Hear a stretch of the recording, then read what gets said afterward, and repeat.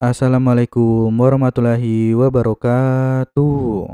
Kali ini Mimin akan membahas komik baru yang berjudul YouTuber yang menjadi pawang dari para monster beracun. Cerita ini menceritakan tentang Soryong yang merupakan seorang YouTuber di kehidupan sebelumnya. Namun dia tewas karena digigit oleh ular Black Mamba. Dan di kehidupannya yang baru, dia bergabung dengan Kelantang dan berkeinginan untuk melihat monster beracun di dunianya yang sekarang. Komik ini bergenre action, fantasi, dan juga material arts. Dan tak perlu berlama-lama lagi, mari saja kita mulai ceritanya. Hiyel tangkap anak muda itu karena darah murni seorang anak muda itu sangat bagus untuk pemulihan. Dan setelah menentukan targetnya, kedua orang ini langsung bergerak maju. Sebaliknya untuk Gupai, dia segera menginstruksikan untuk membentuk formasi Five Potion Annihilation agar dapat melindungi Soryong. Tapi pada saat itu, Cheonak sudah melompat tepat di atas anggota Kelantang dan dia segera melepaskan serangan Ki. Tapi setelah pertahanan klan hancur, Hiyel memanfaatkan hal ini dan dengan cepat dia menyandra Soryong.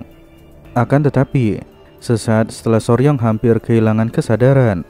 Namun di saat itu juga, secara tiba-tiba anak Blue keluar dan balik menyerang.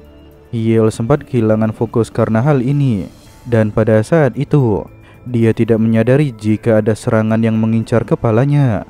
Tapi tidak hanya sampai di situ saja, dia juga terkena serangan ledakan Ki, sehingga membuat pria itu langsung terhempas. Dan semua hal ini, itu dilakukan oleh grup kedua yang beranggotakan Hua dan juga rombongannya. Namun setelah dia tiba di sana, Hua jadi bingung kenapa grup Gupai menggunakan susunan Five Potion Annihilation, dan dia bertanya-tanya sebenarnya apa yang telah terjadi. Namun Gupai memberitahu pada saat ini mereka sedang menghadapi pemimpin kultus Blood. Tentu hal ini sangat mengejutkan untuk Hua, dan dia memerintahkan grupnya untuk membantu wakil pemimpin Gupai. Namun untuk memaksimalkan kemenangan mereka, Wolfang memberikan saran jika mereka harus mengubah susunan Five Potion Annihilation menjadi Nine Potion Annihilation. Dan setelah itu, sekarang cerita lewat ke beberapa saat kemudian. Setelah mereka menerapkan susunan formasi, pria tua tertawa. Jadi anak itu yang telah menghabiskan Blood Hand Potion Klautak Unyang. Tapi tidak kusangka jika julukan Blood Hand hanya sekedar pajangan dan dia tewas hanya karena gigitan lipan. Dan secara tiba-tiba, Pak tua ini mulai menggila. Dia tertawa dengan sangat keras sembari mengeluarkan luapan Ki yang sangat besar. Dan untuk sekarang, cerita lewat ke beberapa saat kemudian. Pada saat ini, terus terjadi ledakan besar di tengah hutan, diakibatkan karena pertarungan mereka. Namun pada saat ini, Soryong sedang membantu perawatan luka untuk anggota klan. Dia juga berkata di dalam hati, situasi ini sangat merugikan dan anggota kami semakin kelelahan dalam pertarungan ini. Tapi sebaliknya, Pak tua itu menyerap darah dan terus memulihkan dirinya. Namun tidak lama setelah itu, secara tiba-tiba Hua melesat dengan sangat cepat dan dia membentur keras sebuah pohon. Soryong yang khawatir akan hal ini, dia pun mendekati wanita itu. Namun untuk Hua, dia sangat memahami situasi ini dan telah memutuskan sesuatu. Dengan kekuatan saat ini, kita tidak bisa mengalahkannya. Jadi Soryong kembalilah ke klan dan panggil anggota murim yang lain. Dalam hal ini Soryong juga sependapat dengan Hua. Terlebih lagi dia juga belum bisa membantu dalam pertarungan. Namun baik itu tetua dan juga Wolfang, mereka juga meminta Soryong untuk kembali ke klan, sementara mereka akan menahan pemimpin kultus Blood. Tapi pada saat ini memang tidak ada pilihan lain selain memanggil bantuan dari klan. Aku mengerti, aku akan segera kembali, tapi teknik langkahku tidaklah bagus. Jadi entah apa aku bisa kembali tepat waktu atau tidak. Tapi sesaat setelah itu, secara tiba-tiba Hua memeluk Soryong. Tidak perlu khawatir, aku yakin kau pasti bisa melakukannya. Dan bukankah selama ini kau sudah berlatih dengan sangat keras? Soryong, aku mengandalkanmu. Dan setelah ini ayo kita mencari racun lebih banyak lagi. Dan setelah dia mengatakan hal itu, Hua kembali masuk ke dalam medan pertempuran. Namun bagi Soryong yang pernah hidup di zaman modern, tentu saja semua ini adalah hal yang sangat gila. Dia tidak ingin pergi meninggalkan mereka. Namun di sisi yang lain, dia juga harus memanggil bantuan untuk menyelamatkan anggota klan. Dan sesaat setelah itu, cerita pun berganti. Di saat Soryong sedang menuju klan. Di situasi ini dia tak menghiraukan apapun, sehingga dia tersandung sebuah batu dan terjatuh. Sial, meski menggunakan teknik langkahku dengan kecepatan penuh, itu akan memakan waktu setengah hari. Saat ini semua Master Murim sedang pergi. Meski aku datang tepat waktu, tapi para master tidak akan sempat menolong yang lain. Tunggu, sekarang aku mengerti. Apa karena aku yang termuda? Atau apa karena aku lemah dan membutuhkan pertolongan? Dan apakah ini yang namanya kehormatan seniman bela diri? Sebelumnya, aku tidak pernah terlalu memikirkan tentang keluarga. Dan apa mungkin karena hal itu, aku masih yakin jika diriku bukan bagian dari klan Tang. Namun mereka semua menganggapku sebagai keluarga. Semuanya terkecuali diriku. Bagaimana menurut kalian? Bukankah ini terlalu hangat untuk keluarga assassin? Dan tidak ada waktu untuk murung, karena saat ini aku harus menyelamatkan ibu kalian. Kultus Blood, darah, regenerasi. Di sekitar sini, apakah ada hewan beracun atau tanaman beracun?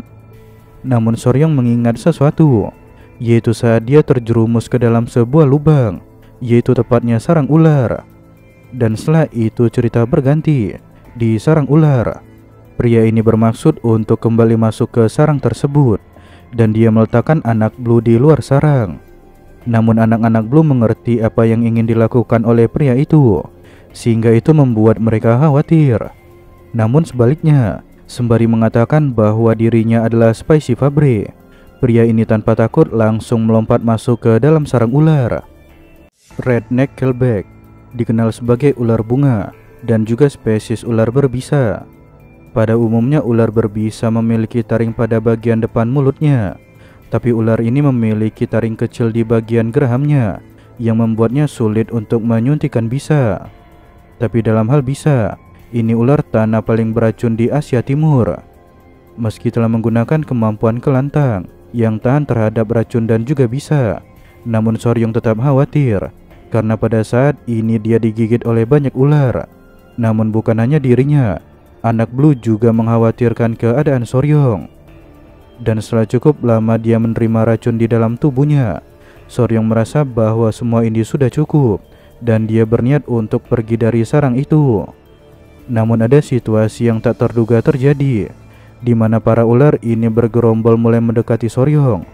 Tapi anak-anak Blue tidak membiarkan hal ini, dan mereka bertiga langsung terjun masuk ke dalam sarang ular. Dan salah satu dari mereka saat ini mulai menunjukkan perlawanan. Namun ada ular yang juga tak mau kalah dan langsung memprovokasi. Kesalahan hal tersebut, anak Blue ini langsung melompat turun dan menggigit ular itu. Meski dia berada tepat di tengah ular yang lain, namun keagresifan dari anak Blue ini itu membuat para ular takut untuk mendekat. Dan setelah dia berhasil memenangkan pertarungan, itu membuat ular yang lain kehilangan nyali dan bahkan tidak berani menunjukkan niat permusuhan. Tapi Soryong senang akan hal ini dan dia berterima kasih kepada anak Blue, tepatnya yang bernama Grace. Dan setelah semua persiapan selesai, Soryong tersenyum sembari mengatakan bahwa dia akan kembali ke tempat ibu Blue. Di medan pertempuran, saat ini Hua sudah bisa mendapatkan hasil akhir dari pertarungan ini. Jika situasi ini tidak berubah, maka semua orang akan tewas. Namun Pak Tua ini tertawa dengan sangat lepas, sembari menghisap kehidupan orang lain. Tidak kusangka jika ini akan menjadi hal yang terlalu mudah. Dan apa sudah tidak ada orang yang bisa menerima seranganku? Sesaat setelah itu, Hua memberikan sebuah perintah agar yang lain menahan pemimpin kultus dari jarak yang cukup jauh. Dan menilai situasi hujan yang terlihat akan segera reda, dia meminta yang lain untuk segera mengirimkan sinyal pada petarung murim yang ada di sekitar sana. Namun pada saat itu, tetua meminta Hua untuk segera mundur. Akan tetapi, tentu saja wanita ini menolak rencana tersebut, karena bagi dirinya, keturunan Kelantang tidak akan melarikan diri ketika anggota mereka sedang mempertaruhkan nyawa. Tapi berbeda bagi tetua, jika dirinya tidak bisa melindungi Hua, maka dia akan merasa malu jika harus menghadapi kepala keluarga. Namun perdebatan kedua orang ini, itu membuat kesal pemimpin kultus Blood. Sudah cukup, ini tidak akan menyenangkan jika mainanku terus kabur seperti itu. Maka dari itu aku mempunyai sebuah ide. Jika aku tidak bisa meredakan amarahku, maka aku akan membuat Kelantang menjadi lautan api. Dengan mengumumkan kebangkitan dari Sekte Blood, mungkin itu akan menjadi pertunjukan yang sangat menakjubkan. Dan karena dia sudah tahu apa tujuan dari pria tua itu, Hua pun jadi benar-benar telah membulatkan tekadnya. Jika seperti itu, bahkan jika kita harus tewas di sini, maka setidaknya kita harus mengambil satu lengan pria itu. Dan ketika dua kelompok ini yang sangat serius, secara tiba-tiba Soryong muncul di tengah-tengah pembicaraan mereka. Seperti yang dikatakan Nona Hua, Kelantang tidak akan pernah melarikan diri ketika orang-orangnya mempertaruhkan nyawa mereka. Namun Hua sangat terkejut akan hal ini. Di dalam hati dia terus bertanya-tanya, kenapa Soryong kembali ke tempat ini? Namun pria itu mengatakan, seperti yang dikatakan oleh Nona Hua, jika klan tidak akan meninggalkan orang mereka, terlebih lagi dirinya juga bagian dari klan. Dan sembari melepaskan bajunya, Soryong maju dengan menggunakan dua belati. Tapi di lain pihak, pemimpin kultus senang akan hal ini, sehingga itu membuat dia terus tertawa. Meski Soryong mencoba untuk menyerang, namun lawannya ini berada di tingkatan yang berbeda. Dan pada akhirnya, serangannya gagal dan berakhir tertangkap oleh pemimpin kultus. Jika kau sekeras kepala itu untuk menyerahkan hidupmu, mana mungkin aku akan menolaknya. Jadi tetaplah diam dan terimalah takdirmu. Akan tetapi, Soryong tidak hanya akan tinggal diam, dan dia menggunakan tangannya untuk bertahan. Namun di mata Pak Tua, semua itu adalah tindakan yang sia-sia. Karena tangan juga dialiri oleh darah, maka dia juga bisa menghisap energi kehidupan dari tangan lawannya.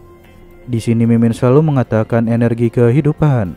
Sebenarnya itu kalimat yang Mimin ganti agar lebih diperhalus. Karena sebenarnya Sekte Blood ini menghisap darah. Tapi ketika mendengar teriakan Soryong yang kesakitan, seketika itu membuat Hua panik. Dan Gupai memerintahkan semua anggota untuk segera menyelamatkan Soryong. Namun pemimpin kultus tertawa dengan sangat lepas, karena dia merasakan energi yang sangat manis yang berasal dari anak muda. Tapi ketika orang-orang itu mendekatinya, pemimpin kultus menghantamkan kaki dan menggunakan blood circulation overflowing wave, sehingga itu membuat semua anggota klan terhempas, tidak terkecuali untuk Soryong. Kalian semua selalu saja melemparkan senjata, sampai-sampai hal itu membuatku kesal. Tapi berkat anak muda itu, sekarang aku bisa mengurus kalian dengan mudah. Namun Hua sangat khawatir dengan keadaan Soryong, dan seketika membuat wanita ini langsung memeluk pria itu. Dan meski nyawa mereka sudah ada di ujung tanduk, namun Hua masih tidak melepaskan pelukannya. Tapi sesuatu yang tidak terduga terjadi. Sialan, sebenarnya apa yang sudah kau lakukan? Dan apa-apaan ini? Apa ini racun penghancur energi Ki? Tapi itu mustahil, karena teknik tenaga dalam sekte seharusnya bisa menangani racun seperti itu. Dan tawa lepas yang selalu ditunjukkan oleh pria tua ini seketika menghilang saat dia mulai kehilangan tenaga, serta juga rambutnya yang sudah mulai rontok. Namun Soryong tertawa kecil saat dia melihat hal ini. Dan sembari menunjuk ke arah pria tua itu, Soryong pun langsung menegaskan bahwa dirinya adalah musuh alami pemimpin Sekte Blood. Dan cerita pun berakhir. Terima kasih atas perhatian kalian semua. Wassalamualaikum warahmatullahi wabarakatuh.